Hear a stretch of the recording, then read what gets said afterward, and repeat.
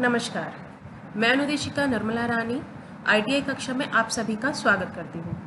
राजकीय औद्योगिक प्रशिक्षण संस्थानों के व्यवसाय, फैशन डिज़ाइन एंड टेक्नोलॉजी के विषय टूल्स एंड इक्विपमेंट्स पर आज मैं आप सभी को प्रशिक्षण प्रदान करूँगी। तो शुरू करते हैं आज का अध्याय टूल्स एंड इक्विपमेंट्स। कोई भी कार्य सुचारू रूप से करने के लिए उसमें प्रयुक्त होने वाले उपकरण एवं सहायक उपकरणों का ज्ञान होना बहुत ही आवश्यक है। अगर ज्ञान का अभाव होगा या तो कार्य ठीक नहीं होगा या कार्य समय पर नहीं होगा। उचित उपकरणों के प्रयोग से निम्न लाभ हैं, जैसे समय की बचत, अच्छी आमदनी, कार्य में समानता, बड़े पैमाने पर उत्पादन, क्रमबद्ध कार्य होना। फॉर एग्जाम्पल, अगर हमें 50 एक जैसी शर्ट काटनी है और हम उसे कैंची से काटेंगे तो हमें हर शर्ट के लिए अलग अलग मार्किंग करनी होगी और अलग अलग कैंची से काटना होगा, जिससे समय नष्ट होगा और कार्य में असमानता होने की भी संभावना है। अगर हम वही कार्य इलेक्ट्रिक कटर से करेंगे, यानी कि इलेक्ट्रिक कटर से वो 50 शर्टें काटेंगे, तो हमें सिर्फ एक बार 50 तह लगानी है, जिस पर एक बार मार्किंग करनी है और एक ही बार में इलेक्ट्रिक कटर से वो 50 शर्टें कट जाएंगी, जिससे समय की बचत होगी, कार्य में समानता होगी, समय की बचत होगी, आमदनी अच्छी होगी, बड़े पैमाने पर उत्पादन हम लोग कर सकते हैं। टेलरिंग के कार्यों में प्रयुक्त होने वाले औजारों को अलग अलग समय पर प्रयोग होने के हिसाब से 5 भागों में बांटा गया है, जैसे नाप लेने के उपकरण, ड्राफ्टिंग एवं मार्किंग के उपकरण, कटिंग के उपकरण, सिलाई के उपकरण, फिनिशिंग एवं प्रेस करने के उपकरण। तो सबसे पहले हम बात करेंगे मेजरिंग टूल्स यानी नाप लेने के उपकरण। नाप लेने के उपकरणों में से कुछ उपकरण ऐसे होते हैं जिनके बगैर कार्य हो ही नहीं सकता, जैसे इंच टेप। इंच टेप का प्रयोग टेलरिंग की आधारशिला है। यह रबर और प्लास्टिक का बना होता है। इसके एक साइड पर इंच के निशान होते हैं और दूसरी साइड पर सेंटीमीटर के। इसके एक सिरे पर पीतल की आधा इंच की पत्ती लगी होती है और दूसरे सिरे पर 3 इंच की। आधे इंच के सिरे वाले से हम गोलाई के नाप लेते हैं और 3 इंच की साइड से हम लंबाई के नाप लेते हैं। नेक्स्ट टूल है हमारा CPG टेप। इसकी सहायता से एक ही बार में 3 नाप ले सकते हैं, छाती का, तीरे का, डेप्थ ऑफ शाय। इसका प्रयोग विशेष तौर पर कोट के नाप लेने के लिए ही किया गया है। नेक्स्ट टूल है हमारा मीटर या गज। ये स्टील और लोहे की छड़ जैसा होता है। इस पर एक साइड पर इंचेस के निशान लगे होते हैं।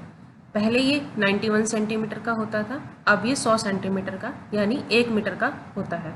इसका इस्तेमाल कपड़े बेचने वाले दुकानदार ही करते हैं, जो थान के कपड़े बेचते हैं, पर इससे किसी वस्त्र का नाप नहीं ले सकते। नेक्स्ट टूल हमारे क्या है? ड्राफ्टिंग एवं मार्किंग उपकरण। ड्राफ्टिंग क्या होती है? जब हम किसी व्यक्ति, मॉडल या डमी के वस्त्र के नाप का खाका कागज़ पर यानी ब्राउन पेपर या कपड़े पर उतारते हैं, उसको हम ड्राफ्टिंग कहते हैं। मार्किंग, जब हम कपड़े को काटने के लिए कपड़े पर निशान लगाते हैं, उसको हम मार्किंग कहते हैं। तो इसमें सबसे पहला टूल हमारा है एल स्केल। ये लकड़ी, लोहे व प्लास्टिक का बना होता है। टेलरिंग में लकड़ी और प्लास्टिक के स्केल का प्रयोग किया जाता है। लोहे के एल स्केल का प्रयोग कारपेंटर और राजमिस्त्री करते हैं। ये इस तरह का दिखाई देता है। एक तरफ से ये 12 इंच का होता है, दूसरी तरफ से 24 इंच का होता है। इसके दोनों तरफ इंचेस के निशान ऐसे लगे होते हैं। दोनों तरफ से हम इस पर लाइनें खींच सकते हैं। इसको गुनिया भी कहते हैं, इसको टेलर स्क्वायर भी कहते हैं। इससे एक ही बार में लंबाई और चौड़ाई की लाइन 90 डिग्री के कोण पर खींची जा सकती है। नेक्स्ट हमारा ड्राफ्टिंग टूल है लेग शेपर। पैंटों में टांग के अंदर की अर्थात गिदरी की शेप देने में सहायता देता है। ये एक तरफ से 2.5 इंच तथा दूसरी तरफ से 1 इंच चौड़ी पट्टी होती है। इसके एक तरफ सेंटीमीटर्स के निशान तथा दूसरी तरफ इंचेस के निशान लगे होते हैं। ये हल्का गोलाई में होता है, जिसकी सहायता से हम गिदरी की गोलाई आसानी से दे सकते हैं। ये आप ड्राफ्ट में भी देख सकते हैं। नेक्स्ट हमारा ड्राफ्टिंग टूल है टेलर आर्ट कर्व। ये लकड़ी प्लास्टिक हाथी दांत के बने होते हैं। ये छोटी ड्राफ्टिंग बनाने के काम आते हैं। ये एक तरफ से एल शेप तथा दूसरी तरफ से गोलाई के होते हैं। छोटी ड्राफ्टिंग में गोलाई निकालने के काम भी आते हैं। एक तरफ इसके 1/6 तथा दूसरी तरफ 1/4 ड्राफ्टिंग बनाने के निशान लगे होते हैं। नेक्स्ट हमारा ड्राफ्टिंग टूल है फ्रेंच कर्व। ये ट्रांसपेरेंट प्लास्टिक के बने होते हैं। ये 12 का सेट होता है, पर इसमें से 3 या 4 ही अधिक उपयोग में लाए जाते हैं। ये गले की और मुड्ढे की आसानी से गोलाई निकाल सकते हैं। ये आप ड्राफ्ट में देख सकते हैं कितनी आसानी से गले और मुड्ढे की गोलाई दी जा सकती है। नेक्स्ट हमारा ड्राफ्टिंग टूल है मिल्टन चौक या टेलर चौक। ये खड़िया मिट्टी की बनी होती है और हर रंग में उपलब्ध होती है, ताकि हम हर रंग के कपड़े पर आसानी से निशान लगा सकें। ये कपड़े और कागज़ दोनों पर निशान लगाने के काम में आती है। नेक्स्ट हमारा ड्राफ्टिंग टूल है ट्रेसिंग व्हील या फिरकी। ये सूती रेशमी वस्त्रों पर एक और के निशान को दूसरी तह पर उतारने के काम आता है। ये इस प्रकार का दिखता है। इसका हैंडल प्लास्टिक या लकड़ी किसी का भी हो सकता है। इसके एक सिरे पर एक कटावदार पहिया लगा होता है, जिसकी सहायता से हम निशान को दूसरी तरफ ट्रांसफ़र कर सकते हैं। कपड़े पर ऐसे लगे निशान को इससे हल्के दबाव के साथ ऐसे हम चलाएंगे तो निशान दूसरी तरफ ट्रांसफ़र हो जाता है या दूसरी तह पर ट्रांसफ़र हो जाता है। पर इससे हम ऊनी कपड़ों पर निशान नहीं लगा सकते, क्योंकि वो मोटे होते हैं। कटिंग टूल्स, जो कपड़ा, धागा आदि काटने के काम में पहला उपकरण हमारा है सीज़र यानी कैंची। सीज़र कई प्रकार की होती है, जैसे paper scissor, embroidery scissor, trimming scissor, dress making shear, pinking shear. इसमें आप 2 शब्द पढ़ रहे हैं, एक सीज़र और एक शेयर। इन दोनों में अंतर होता है। शेयर यानी बड़ी कैंची, सीज़र यानी छोटी कैंची। जैसे ये है बड़ी कैंची और ये आपकी है छोटी कैंची। इन दोनों में क्या अंतर है? इसमें अंतर है, इसके जो पकड़ने वाला हैंडल होता है, इसमें जो छेद होते हैं वो असमांतर होते हैं। एक छोटा छेद होता है और एक बड़ा छेद। इसमें अंगूठा के लिए और 4 उंगलियों के लिए जगह होती है। छोटी कैंची में क्या होता है, यानी सीज़र में क्या होता है, इसके जो छेद होते हैं वो बराबर होते हैं, क्योंकि इससे हम छोटा काम करते हैं तो एक अंगूठा और एक उंगली से दबाव से भी काम हो जाता है। तो शेयर और सीज़र में ये अंतर होता है। अब हम नेक्स्ट चलते हैं पहला बड़ी कैंची पर, यानी शेयर। ये कैंची 10 इंच से 14 इंच तक की होती है। इस कैंची पर ये जो ग्रूव्स बने होते हैं, इस पर हम इसको हैंडल को अच्छे से पकड़ सकते हैं। हमारी पकड़ अच्छी होती है, जिसकी वजह से कपड़े पर दबाव पड़ने की वजह से कपड़ा जल्दी और अच्छा कटता है। इसको ड्रेस मेकिंग शेयर भी कहते हैं। नेक्स्ट हमारा टूल है पिंकिंग शेयर यानी कटावदार कैंची। इस कैंची को वस्त्रों के किनारों की सजावट के लिए इस्तेमाल किया जाता है। इसमें 2 ब्लेड्स होते हैं, दोनों ब्लेड्स पर कटाव बने होते हैं, ऐसे जिगजैग बने होते हैं, जो कपड़ों के किनारों को सुंदर बनाता है। इस कैंची को कपड़ों के किनारों के धागे निकलने से बचाने के लिए भी इस्तेमाल में लिया जाता है। नेक्स्ट हमारा है बटन होल सीज़र। ये कैंची 4 से 8 इंच तक की होती है। इसके ब्लेड में कटाव बने होते हैं और इसमें एक पेंच भी लगा होता है। ये आप इसके पिक्चर में देख सकते हैं। मैं आपको दिखाती हूँ। ये आपकी बटन होल सीज़र है। इसमें ये सीज़र है, आप देख सकते हैं इसके दोनों ग्रुप्स सेम हैं। इसमें ये कटाव बने होते हैं जहाँ से बटन होल काटा जाता है। इसमें ये एक पेंच भी लगा होता है। इस पेंच को एडजस्ट करने से काज छोटा या बड़ा होता है। फॉर स्मॉल बटन होल्स, अगर इस पेंच को पूरा अंदर कस दिया जाए तो बटन होल छोटा बनेगा, और इसको अगर पूरा निकाल दिया जाए तो बटन होल बड़ा बनेगा। नेक्स्ट हमारा टूल है ट्रिमिंग सीज़र। जैसे कि इसके नाम से ही पता चलता है, ये छोटे मोटे धागे काटने आदि के काम आते हैं। वस्त्र सिलते समय धागे, लेस, फीते आदि काटने के लिए इसका प्रयोग किया जाता है।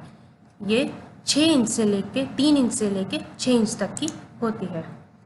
नेक्स्ट हमारा टूल है बिजली का कटर, यानी कि इलेक्ट्रिक कटर। ये कटर फैक्ट्रियों में इस्तेमाल होते हैं। ये स्ट्रेट नाइफ यानी कि सीधा कटर और राउंड नाइफ यानी कि गोल आकार के ब्लेड के साथ होते हैं। ये बिजली से चलते हैं और इसमें हाई पावर मोटर लगी होती है।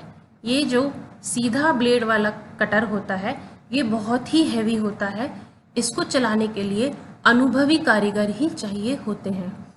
राउंड शेप कटर से हम गोलाई के भाग काटते हैं, यानी गोलाई के भाग वाले वस्त्र काटते हैं, जैसे मुड्ढा और गला। मैं आपको ये दिखाती हूँ। ये राउंड शेप कटर है। ये इसका ब्लेड है जो बहुत शार्प होता है और ये गोलाई के भागों को आसानी से काट सकता है, जिसमें हमारा कपड़ा बर्बाद होने से बचता है और सटीक गोलाई आती है। नेक्स्ट हम देखते हैं, नेक्स्ट टूल है छिद्रक या होल मेकर। ये आगे से नुकीला होता है तथा पीछे से मोटा और लकड़ी का होता है। ये कपड़ों में छेद करने के लिए होता है। फौजी तथा पुलिस की वर्दियों में या कहीं डिज़ाइन बनाना हो तो उसके लिए इसका इस्तेमाल किया जाता है। आप ये सेकंड पिक्चर में देख रहे हैं, आजकल मार्केट में इस तरह के होल मेकर भी अवेलेबल हैं। ये बेल्ट आदि में सुराख करने के काम में इस्तेमाल किए जाते हैं। नेक्स्ट हमारे टूल्स हैं स्विंग टूल्स, यानी कि सिलाई के उपकरण जो सिलाई करते वक्त प्रयोग किए जाते हैं। तो पहला हमारा उपकरण है सुई। पहले सुइयाँ लकड़ी या पत्थर की बनाई जाती थी, आजकल ये स्टील और लोहे की बनाई जाती है। सुइयाँ 2 प्रकार की होती हैं, हाथ की सुइयाँ और मशीन की सुइयाँ। तो पहले हम पढ़ेंगे हाथ की सुइयाँ। ये सुइयाँ 0 से 12 नंबर तक की होती है। कपड़े के अनुसार मोटी पतली सुई का इस्तेमाल किया जाता है। नेक्स्ट हमारी है मशीन की सुइयाँ। ये सुइयाँ सिंगर, पफ, आर्गन आदि के नामों से प्रचलित है तथा ये 9 से लेकर 24 नंबर तक की होती है। ये आप डायग्राम में देख सकते हैं इस सुई के पार्ट्स। सबसे पहले पॉइंट जहाँ से ये कपड़े के अंदर घुसती है, ये बहुत नुकीली होती है ताकि कपड़े में अंदर आसानी से जा सके। उसके बाद आई, जहाँ से धागा डाला जाता है। उसके बाद आई से लेके शाफ्ट के बीच में छोटा सा ग्रूव होता है जिसे स्कार्फ कहते हैं। उसके बाद एक डंडी होती है जिसे शाफ्ट कहते हैं। इस डंडी के बाद ये सुई थोड़ी मोटी होती है जो मशीन में फंसाने के काम आती है। इसका गोलाई वाला हिस्सा शंख कहलाता है और दूसरा चपटा जो फ्लैट साइड कहलाता है। ये फ्लैट साइड ही मशीन में निडल बार में फंसाया जाता है ताकि सुई अच्छे से सेट हो जाए। नेक्स्ट हम पढ़ेंगे कपड़ा व उसकी किस्म जिस पर किस तरह की सुई का इस्तेमाल किया जाता है।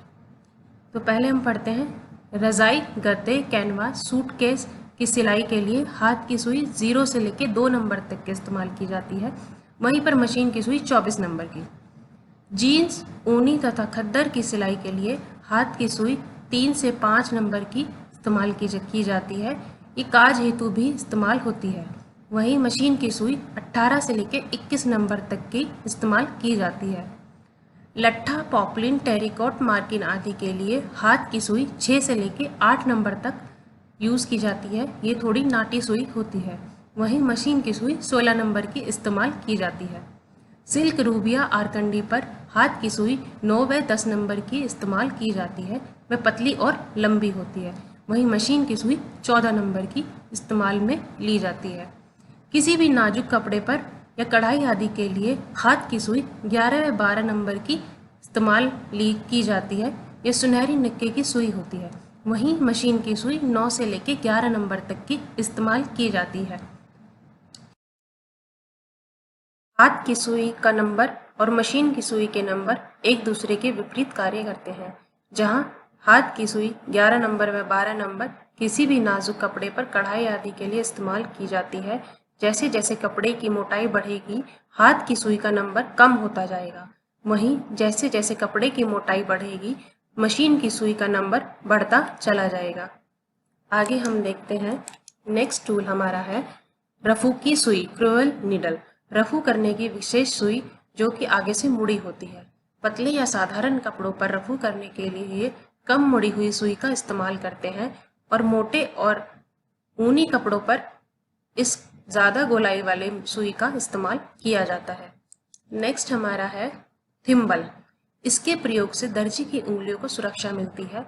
यह ऊपरी भाग से खुला और बंद दोनों प्रकार का होता है। ये काफ़ी सारे मटेरियल में उपलब्ध होता है जैसे मेटल, रबर, प्लास्टिक, लेदर और एडजस्टेबल। ये इस प्रकार का दिखता है। इसको हम ऐसे उंगली में फंसाकर कार्य करते हैं।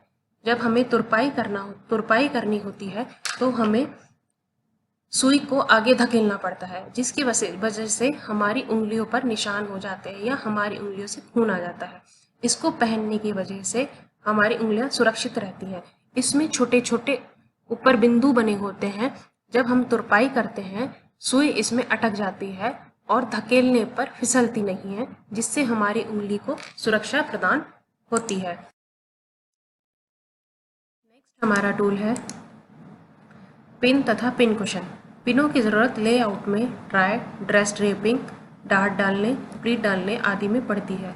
पिनों को एक स्थान पर सुरक्षित रखने के लिए पिन कुशन का इस्तेमाल करते हैं। पिन कुशन कपड़े के अंदर फोम आदि भरकर बनाया जाता है और उस पर सारे पिन एक साथ लगाए जाते हैं। आजकल मार्केट में मैग्नेटिक पिन होल्डर्स भी अवेलेबल हैं जिसमें मैग्नेट लगी होती है और पिन उस पर चिपक जाते हैं। नेक्स्ट हमारा टूल है सीम रिपर। ये एक सिलाई उधेड़ने का छोटा सा उपकरण है। इसके कुछ पार्ट्स होते हैं, पॉइंट जिससे हम टाँके को उभारते हैं, फिर ब्लेड जिससे हम टाँके को काट देते हैं, फिर बॉल पॉइंट जिससे कपड़े पर दूसरी जगह कोई खराबी नहीं होती है। इससे हम ऐसे टाँके को उभारते हैं और ब्लेड से काट देते हैं, जिससे आसानी से हम सारे कपड़े उधेड़ सकते हैं।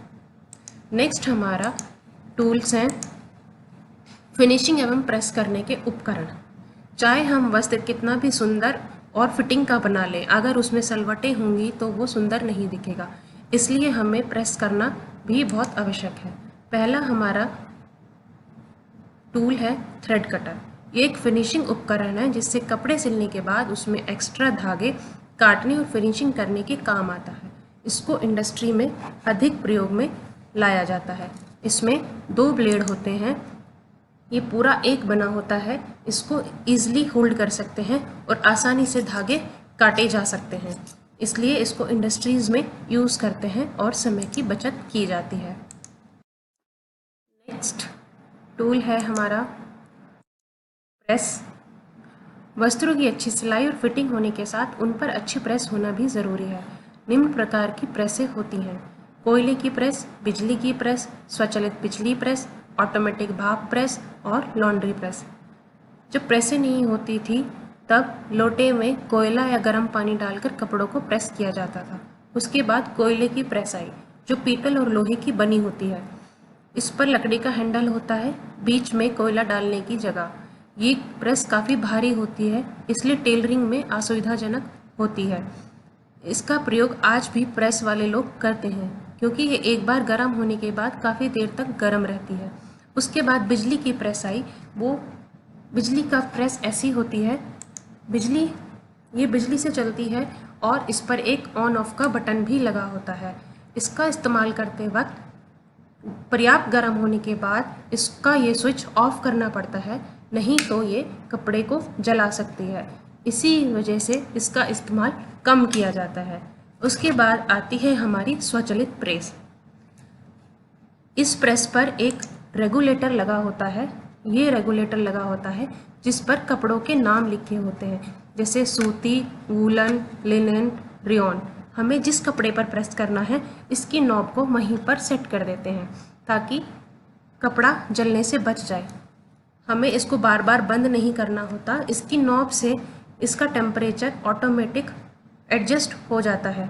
इसमें एक बल्ब भी लगा होता है जो ये दर्शाता है कि अभी प्रेस गर्म हो रही है या नहीं हो रही है। ये बहुत अच्छी तरीके से काम करती है। इसके बाद आती है हमारी स्टीम प्रेस।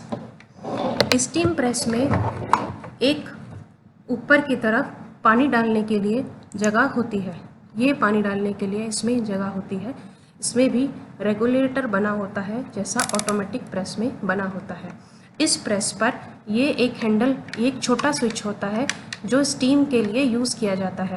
अगर हमें स्टीम चाहिए तो इस बटन को हम प्रेस कर देंगे और स्टीम इन छिद्रों से बाहर आएगी।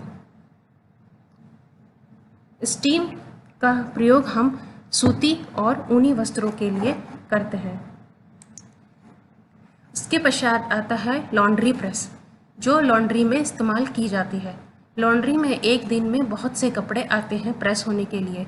वहाँ पर ये छोटी प्रेसें काम नहीं आती, वहाँ पर ये बड़ी प्रेस, लॉन्ड्री प्रेस का इस्तेमाल किया जाता है, जिस पर 2 बेड होते हैं जो दोनों ही गर्म होते हैं। इस पर एक बार में कपड़ा बिछा दिया जाता है और इसको बंद कर दिया जाता है। कपड़ा एक ही बार में दोनों तरफ से पूरा का पूरा प्रेस हो जाता है। हमारा आखिरी टूल है प्रेसिंग स्टैंड। ये लगभग 36 इंच लंबा और 12 इंच चौड़ा होता है। इसके सीधे हाथ की ओर प्रेस रखने की 6 इंच का स्थान होता है। बाएं हाथ पर यह नुकीला होता है। इस पर सिलाई करते समय डार्ट के किनारे प्रेस किए जाते हैं तथा बाजू के मोड़ आदि भी इसी पर प्रेस किए जाते हैं। आशा करती हूँ आपको ये प्रशिक्षण भविष्य हेतु मददगार होगा। Thank you.